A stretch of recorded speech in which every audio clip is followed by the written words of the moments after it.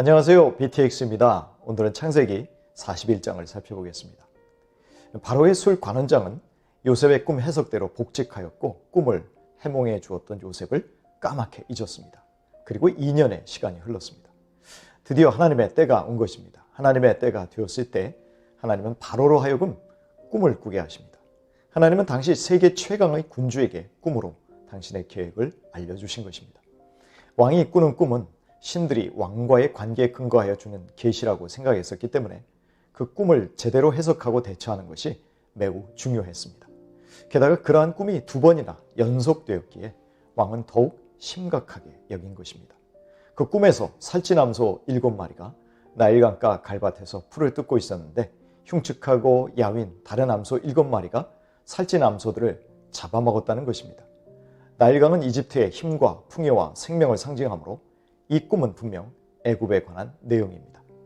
그리고 2번째 꿈에서는 아주 토실토실하고 잘 여문 7개의 이삭을 보았는데 야위고 메마른 이삭 7개가 나타나서 잘 여문 이삭들을 모두 먹어버린 것입니다.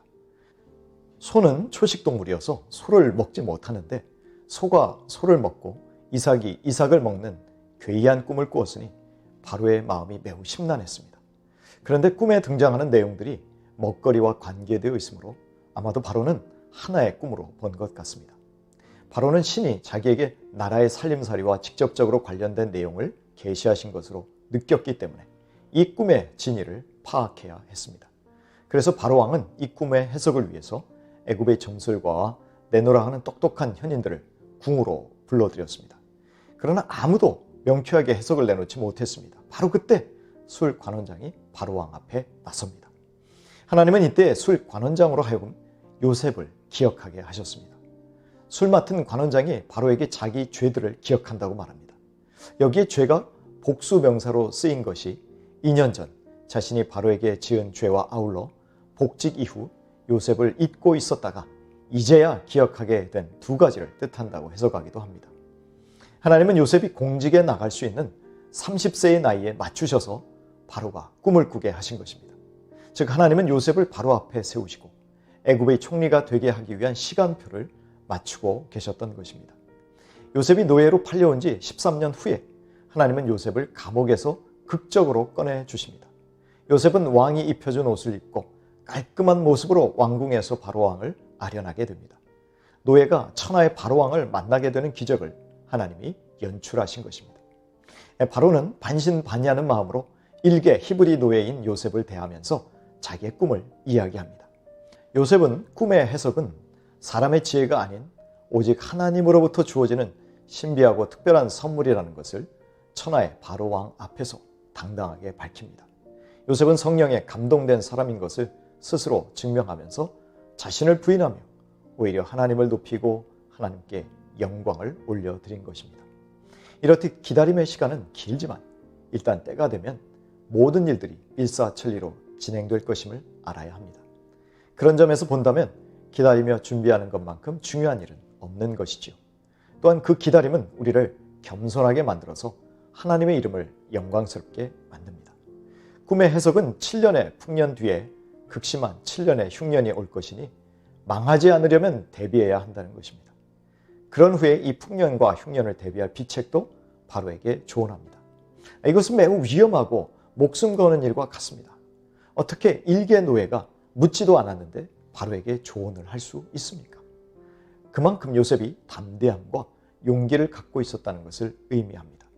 하나님의 영으로 사로잡힌 요셉은 사람 앞에 주눅들지 않고 원래 그 기질대로 하나님의 분명한 메시지를 전한 것입니다. 그렇다면 흉년을 대비하는 정책적 대안은 무엇입니까? 첫째, 바로의 권위를 위임받아 모든 것을 지휘할 총책임자를 두는 것입니다. 둘째, 지방별로 감독을 두어서 총책임자를 돕게 하는 것입니다. 셋째, 풍년 때 애굽의 양식을 5분의 1씩 거두어 비축하고 또 백성에게 나누어 줄 수 있는 시설들을 구축해 두는 것입니다. 먼저 유능한 전국적인 지도자와 지방에 필요한 공무원들을 준비하고 그 다음에 시설 및 인프라 구축에 힘쓰라는 것입니다. 그래야 망하지 않게 된다고 정책적 대안을 내놓는 것이죠. 여기서 망한다는 말은 문자적으로 자르다 하는 말로서 대비를 못하면 나라가 잘려나간다는 뜻입니다. 그러자 바로와 그의 신하들이 요셉의 흉년 대비책에 대하여 매우 흡족해합니다. 그들이 무엇보다 높이 산 것은 요셉이 하나님의 영에 감동되어 신의 뜻을 깨달은 명철하고 지혜롭다는 데 있습니다.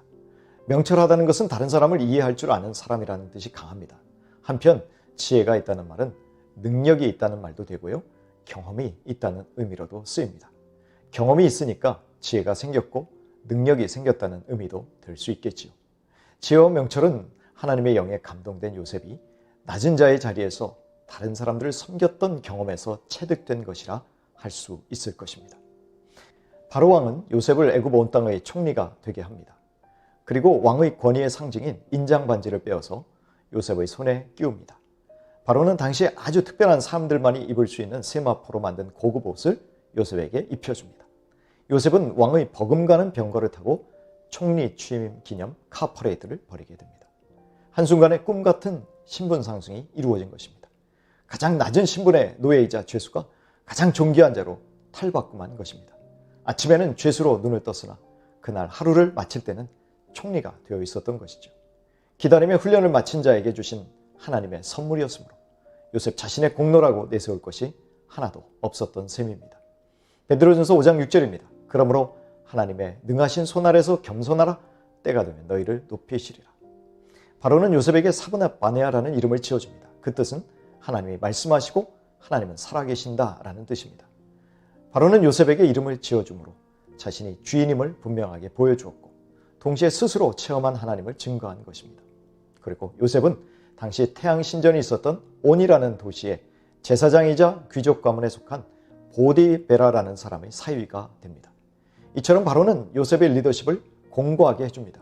이제 요셉이 바로 앞에서 나와서 애굽의 온 땅을 순찰하며 통과했습니다. 그는 음주 가무가 있고 명예가 있고 편안함이 있는 곳인 바로의 궁궐을 나와서 애굽의 백성들이 살고 있는 현장으로 지체하지 않고 들어갔습니다. 그래서 그들의 상황을 보았고 관찰했고 거기에서 자신의 할 일을 구체화했을 것입니다. 요셉은 책상 물림으로 일을 하려고 하지 않았습니다.